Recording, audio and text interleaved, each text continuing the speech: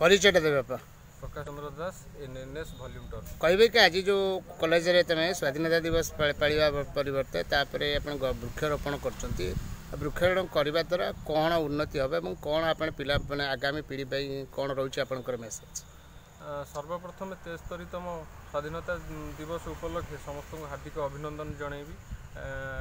वृक्ष लगे द्वारा आग पीढ़ी की आसंता पीढ़ी जे जेनेरेशन आसवे से ठंडा पवन पाइपर। परिवेश धीरे धीरे प्रदूषित होउछि गाड़ी मोटर चलवा द्वारा शिल्प कारखाना प्रतिष्ठा होगा द्वारा विभिन्न कारण हेतु परिवेश तापमात्रा बढ़ुची।